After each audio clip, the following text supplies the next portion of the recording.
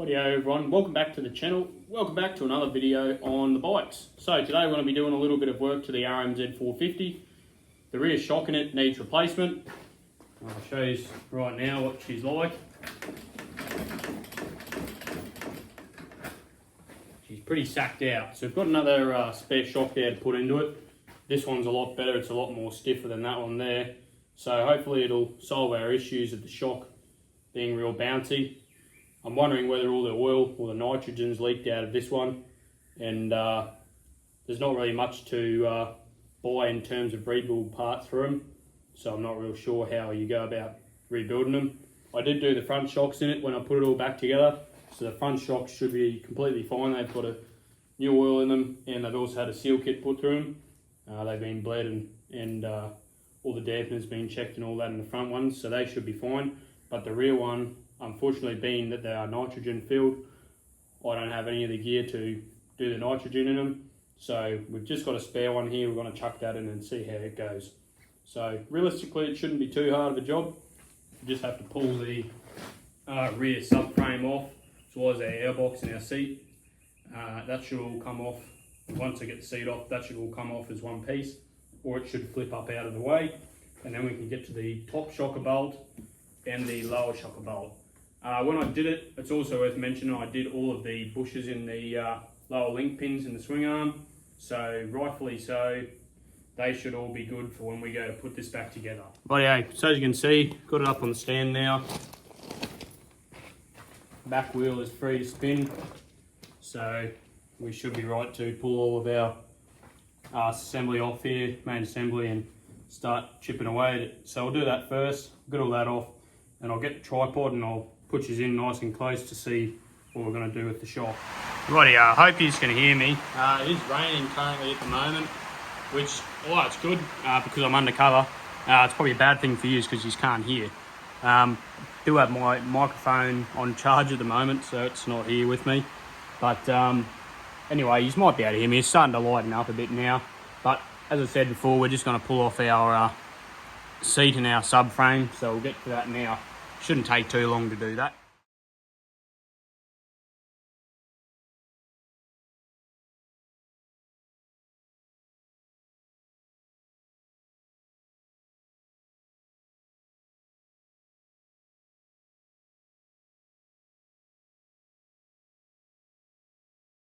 Righto, there we have it. Rear subframe is removed. So, got the new spring over there, as you might have already noticed. It's from an 06, but those of you who know your 05 to 07 RMZ450s will know that they're basically exactly the same, bar a couple of plastic changes and also the move of the hot start lever up to the handlebars in the 07 model. So, if you haven't already guessed, this is an 07 model. So, it does have an 05 bottom end in it, but the rest is all 07. I really like it. It's quite a nice bike actually, and it's the last of the ones with the KN FCR carbs. But yeah, we should be able to get the shock in. As you can see, it's got a red spring, which is awesome because now it'll complement my chain slide. Also my red GPI hoses, so that'll be really good, as well as the decals. I'm really liking this red and yellow sort of accent trim on it. It suits the bike quite well, I reckon. Put in the comments what you think, but I reckon it does. So enough yapping. We'll get the two bolts undone, pull that old shock out, and I'll compare the two and show you, because that one I can't compress by hand, but this one I seem to be able to compress by hand with the actual swing arms. So, and it doesn't really take much. I can usually do it with one hand or a couple of fingers, so I don't think the shock should really be doing that. Righto. So the top bolt is 2 12mm. So I've got my big one, new-inch one, the 12mm socket.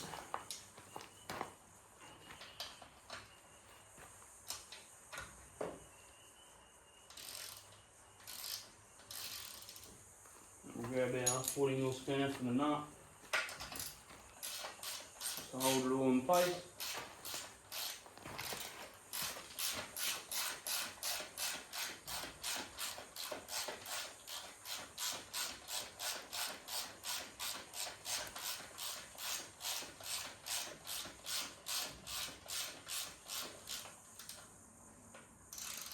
There's the nut out. Probably have to take a bit of weight off of the swing arm to be able to push that bolt through, but that's alright. Try and get into this bottom bolt now, which I believe is a 12 mil as well. My apologies, it is actually a 14 mil. And just that one. Good thing about the bottom bolt is that it's got a square head on it and it sits in a flat on the shock, which I'll show you a little bit later. So you don't have to have a spanner or anything on the other side to hold it. You can just undo the nut and that's about it. So our nut, bit of a fancy one, it's a flange nut, so don't lose that one. If you do lose it, obviously you can just probably put a washer in its place, but it's got a locking tab on it as well, so it's probably a good idea to keep it in place. So there's our bolt. You see what I mean about the sort of square rectangular head on it? It just slots into the shock.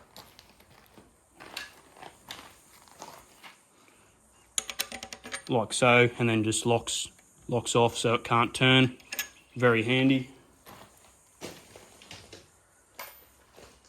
Alright, so we've got our bottom bolt out, so our top bolt should come out easy enough, like so. There's our old rear shocker assembly. Right, so I'll see if I can press it down.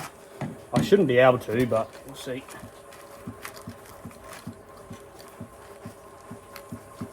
As you can see, it is pressing down. I'll get the other one and I'll compare it. I can't even move that. Yeah, I cannot move that whatsoever. So that shock is 100% better condition than this other one here. So we'll pop that in and we'll see how it goes. Basically just a reversal of the first procedure, but we are going to throw a bit of grease on all of our bolts, just so next time when we do have to take it all apart, it's all easy to get apart. Right, so another thing, there's a bearing in the top of these shockies. So you can just pull this small top hat out here and then just push our other side through carefully without just damaging anything. There's our other side top hat there. Inside, you can probably already tell there's a heap of needle roller bearings. These ones look really dry. So what I'm going to do, I'm going to shove one of the top hats back in and I'm going to go and take it and I'm going to put a bit of grease in there just so it's got a bit of lubricant for when it's moving around and it doesn't flog the bearing out real fast. As I was saying as well, we are going to put a bit of grease on the bolts. Not that it was a pain in the ass to get them all out of the bike when we had to, but it's just good practice because next time if we want to get them out, it might be a while away, so they might get seized up in that time, so it's good practice just to do it. Righto, so we've got all these bolts greased. The top bearing and bush for the shock is all greased up, as well as the seals. It's always good to check them. This one feels really good. There's no up and down play in it, so I'm quite happy with it. But if you do have all this stuff apart, per se you're getting your shock rebuilt, usually the people rebuilding it will replace them or check them at least for you. Or if you're doing it yourself, always check them and make sure they're all good. Additionally, you're already halfway through the project to doing your triple link down here and also your swing arm bearings. So whilst you've got it all apart, you may as well check all them and see how good they are. It's been 6 hours since the bearings have been done in this triple link and the bike doesn't get flogged around. I don't flog it real hard. I'm not doing hard motocross with it. I'm only going out with a weekend ride with the mates or just on the property, going around and giving it a flog. But other than that, it hasn't really done any hard work. So realistically, as soon as I've done all those bearings, they should all be quite fine and good to go. But if you haven't checked them in your bike, always a really good idea. As I said, whilst it's all apart, check them all out, make sure they're all good. As well as the wheel bearings as well. Wheel bearings are another thing. I believe these have 3 bearings in the rear. I can't remember where they are, whether there's 2 on the sprocket end and 1 on the disc brake end. I might be thinking of another bike, but I'm pretty sure that's how it is. And the same with your front wheel bearings. Check them and make sure they're all good, because obviously while you've got it all up in the sand, everything's apart. Now is the best time to replace them if they need replacement. Righto, so now we can commence with the replacement of this shock. Start putting this top bolt in to hold the shock up in the air.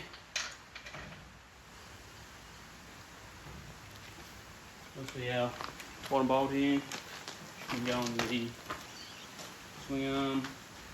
This one actually goes the other way compared to the last shocky, so that's not a drama. There we are, it's all bolted in now. That's already much better. That's held the bike nice and solid. It's not drooping at all, so like the other shock was. Then again, that could also be in the adjustment of the shocky. But realistically, they should be the same shocky, so it's already making a little bit of difference. Just got to do up our bottom bolt quickly.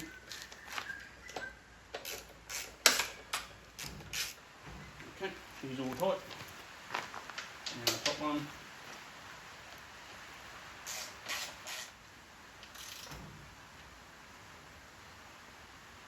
Okay, shock's now fitted. Pretty simple. Just see. Oh yeah, that's way better.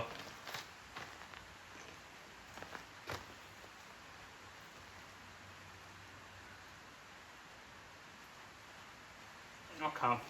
With the old rear shocker in there, when I tried to lift it up, you could pretty much lift the wheel up like that. This thing, you can't even move it, so very good, very good. We are quite in luck there.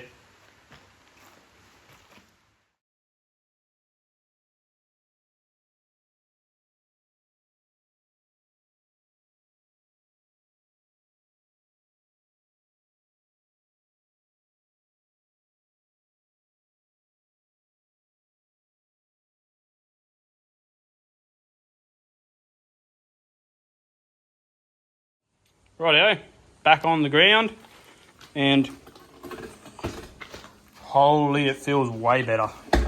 Put the stand up. It's actually got some sort of a rebound now. Doesn't just rebound and spring back up. It's not super bouncy, it goes down nice and comfortable. So there we go. Another successful project done. Now just to take it for a big spin. Alrighty, let's wrap it up there, guys. Just taking it for a little bit of a spin, and the new shock works a treat. Very, very comfortable. Glides over the whoops pretty good. There's no more bounce, so you don't get thrown out of your seat when you go out of it, which is not only annoying, but it's also a bit unsafe when you're riding and it throws you out your seat and you tend to fall off. It's a lot more stable now with that other rear shock in it. So we might leave it at that for today, and that means that I'll be able to go riding tomorrow, I guess, if, of course, there's no rain about, but at the moment there isn't. But apparently we're supposed to be getting heaps tomorrow, so maybe we won't be. Yeah, we'll leave it at that. I hope you've got some use out of this video, if not enjoyment. And if you did, please don't forget to like and subscribe, and I will see you in the next one.